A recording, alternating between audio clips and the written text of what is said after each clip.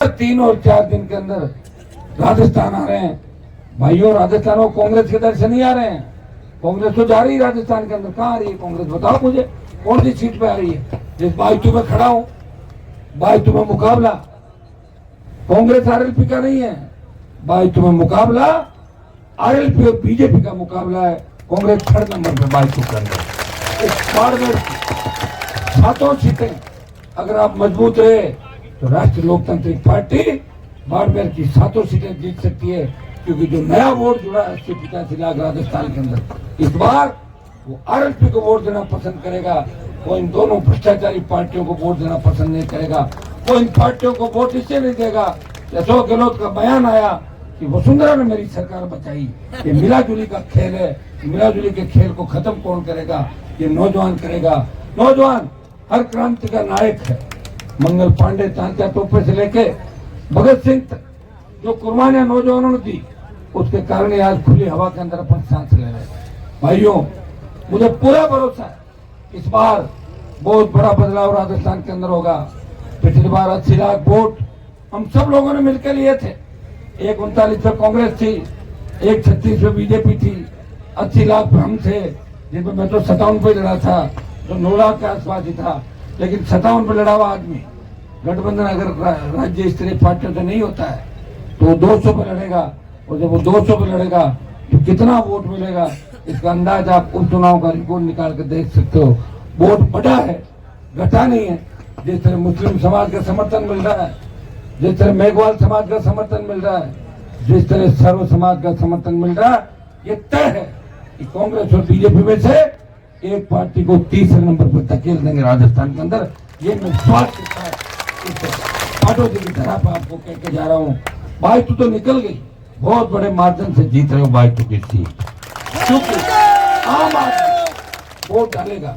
और जैसे ही आचार संहिता लगेगी तब मंत्री जी को गांव में जाने से डर लगेगा, पुलिस साथ नहीं जाएगी। हम जो पुलिस डर लग रहा है आचार संहिता और मंत्री जी की रखवाली तो मुझे करनी पड़ रही खुद को ही।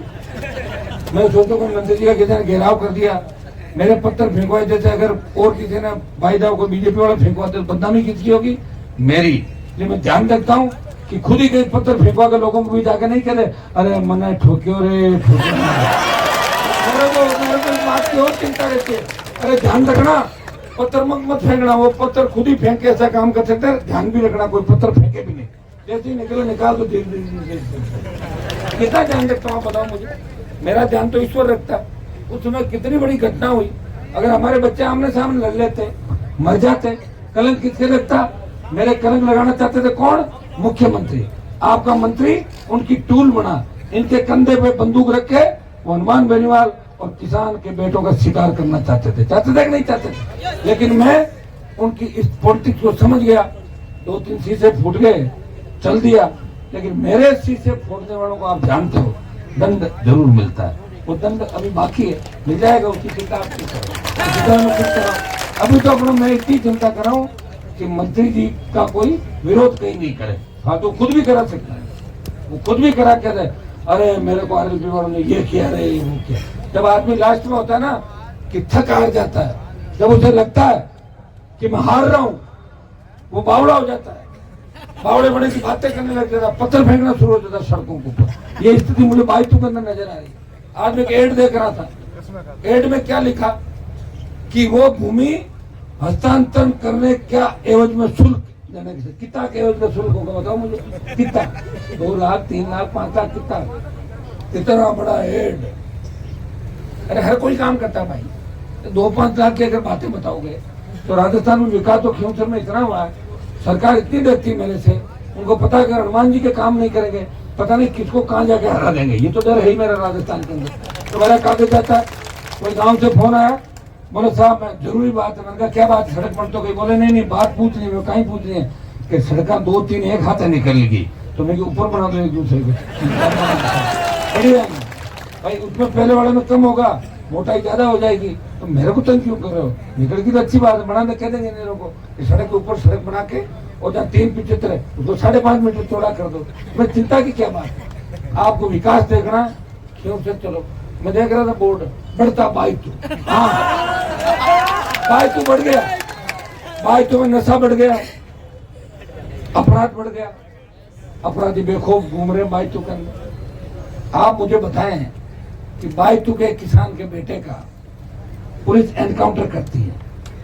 मैं चाहता था कि उस बच्चे को, उसके परिवार को न्याय मिले और मंत्री जी वहां पहुंच जाते हैं। कहते आरएलपी वालों के चक्कर में नहीं आना। मेरी बात हो गई राहुल गांधी से, सीएम का भी नाम दिया सीधा, और राहुल गांधी से बात होगी, इतने करोड़ का पैकेज, इतनी नौकरी सारी मैं करा दूंगा, आप जाओ सारे सारे। मेरी बात हो गई, ऐसी बात हुई। आपको भी पता क्या बात हुई थी?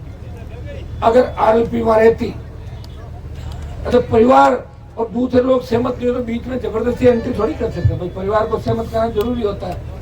उन पुलिस वालों को भी सलाखों के पीछे डलवाता मैं, जिन्होंने गलत तरीके से एनकाउंटर किया था। ओम प्रकाश क्या नाम था? ओम प्रकाश का एनकाउंटर किया। वो पूरी कहानी मेरे समझ में आ गई। वो सरेंडर करना चाहता था, उसने हाथ खड़ा किया और पीछे से गोली मारी। जो हाथ खड़ा किया उसके हाथ में लगी, और जो बैठा था उसके यहाँ गोली लगी। आप बताओ, ये सीधा सा फर्जी एनकाउंटर था। वो इतने फर्जी था, फर्जी एनकाउंटर करने वालों के हाथ पांव फूल गए थे और इधर उधर से प्रयास करे थे कि हनुमान जी की सेना में नहीं आ जाए। मेरी सेना तो तैयार खड़ी थी, बैठे थे लोग बाग, लेकिन बीच में मंत्री जी आ गए, सेटलमेंट करा दे जैसी उनकी आदत है। अभी बीच में एक बात और चली, तुम्हें पता नहीं है, मंत्री जी बीजेपी की ओर जा रहे थे। बीच में जैसे हमारे वाली ज्योति गई, जैसे ही ज्योति गई तो ज्योति ने कहा कि मैं अकेले नहीं आऊंगी, मैं 6-7 को साथ लाऊंगी, बाड़मेर से भी लाऊंगी, क्योंकि इनको भी, ये भी ईडी के रडार पे है। पंजाब से जो पैसा वसूल के लाए थे, पैसा कहीं रखा हुआ है, पैसा खुद के पास तो है नहीं, आपा पड़ जाए, वो कहाँ रखा हुआ है वो ईडी को पता है। उनको परेशान किया, परेशान करते मंत्री जी परेशान हो गए।